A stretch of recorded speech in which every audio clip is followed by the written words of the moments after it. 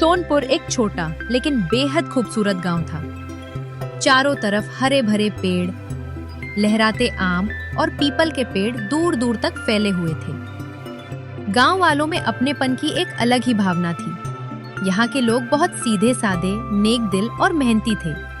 सब एक दूसरे को अपने परिवार जैसा मानते थे।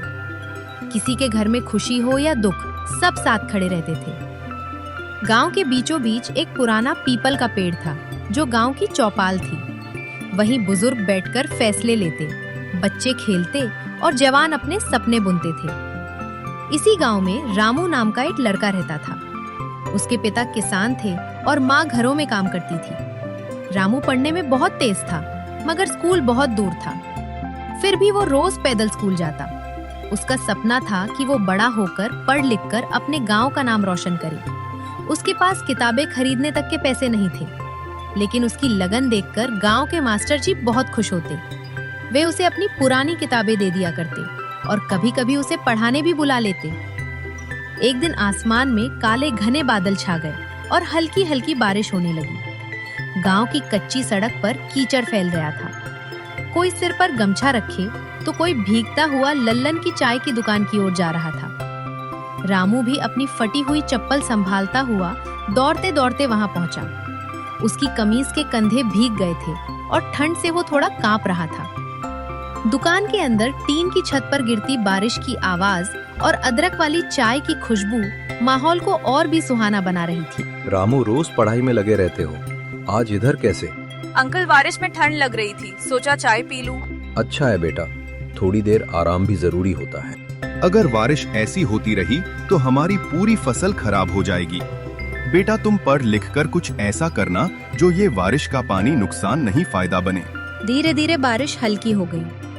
चाय की दुकान पर बैठे लोग एक एक करके अपने घर जाने लगे। रामू ने भी चाय का आखिरी घूंट पिया, चाय वाले को धन्यवाद दिया और घर की ओर चल पड़ा।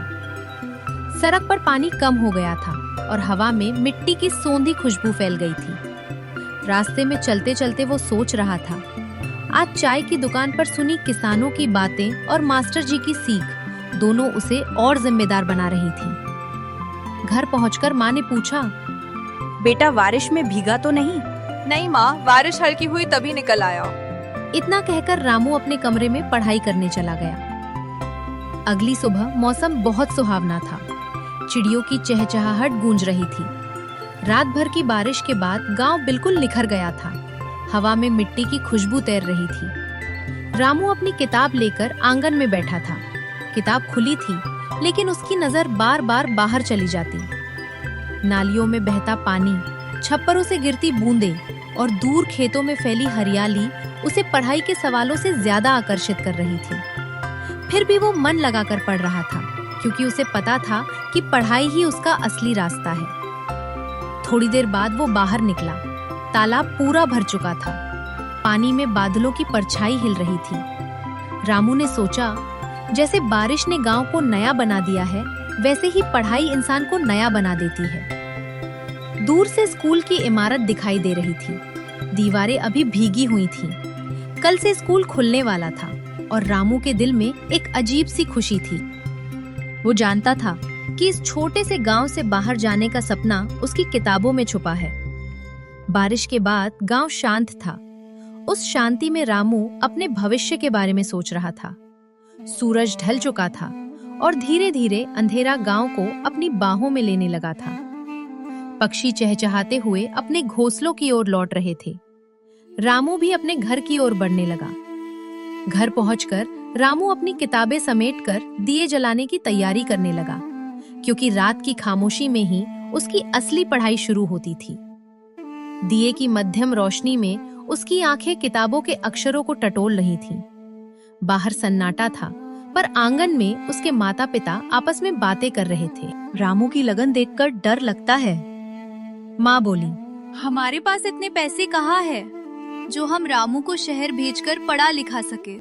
पिता ने हिम्मत जताई और बोले, तुम चिंता मत करो, हमारा बेटा अपनी किस्मत खुद लिखेगा।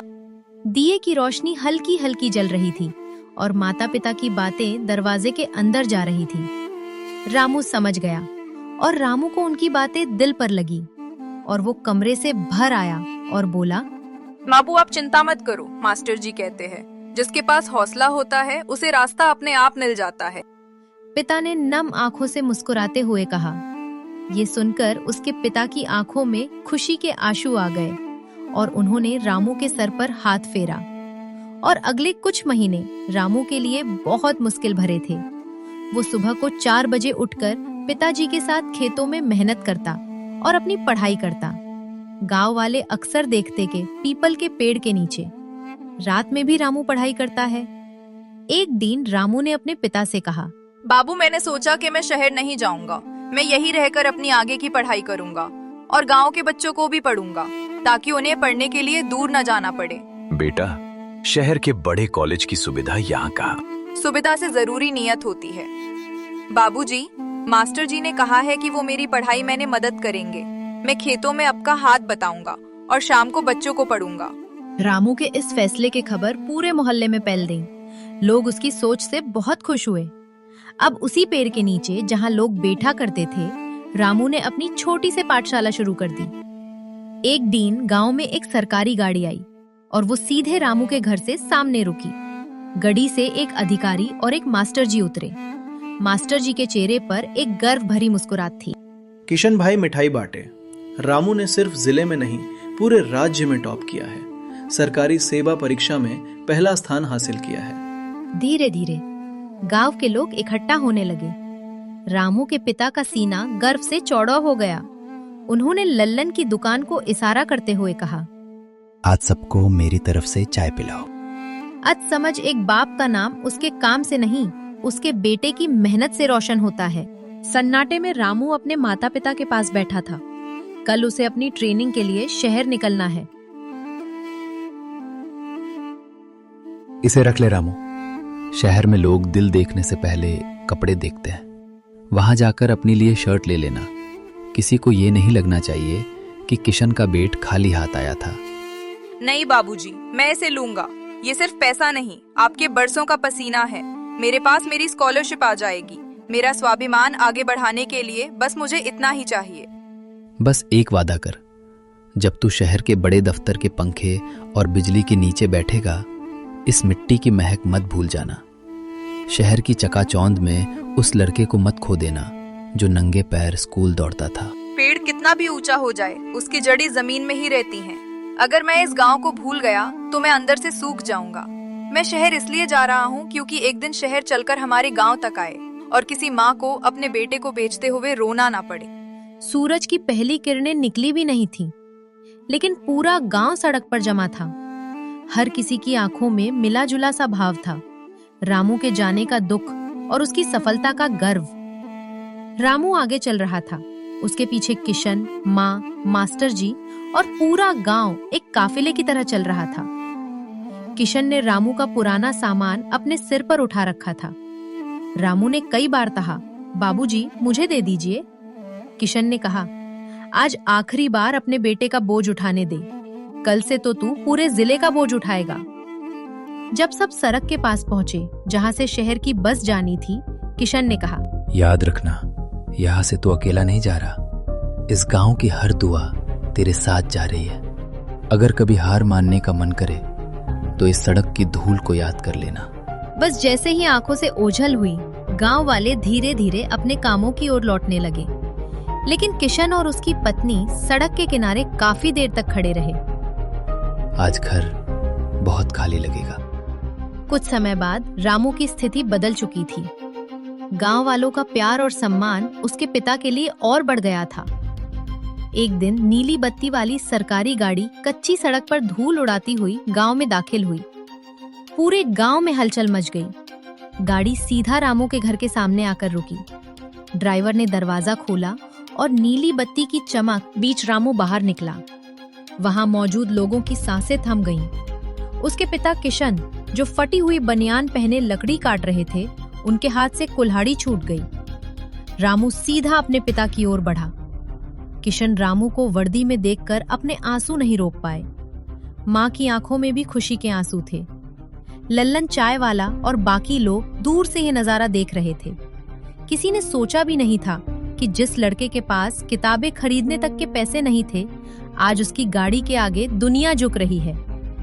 रामू ने गाड़ी की नीली बत्ती की ओर देखा, फिर अपने पिता के पसीने से भीगे चेहरे की ओर। बाबूजी, आपका रामू एक बड़ा अफसर बनके अपने गांव आ गए। बाबूजी, ये नीली बत्ती सिर्फ गाड़ी पर नहीं है, ये उन अंधेरी रातों का जवाब है जो हमने दीपक की रोशनी में काटी थी। अगले दिन सुबह की ताजी धूप में रामू सीधा मास्टर जी के पुराने घर की ओर निकल पड़ा। उसके साथ कोई सरकारी गाड़ी या तामझाम नहीं था।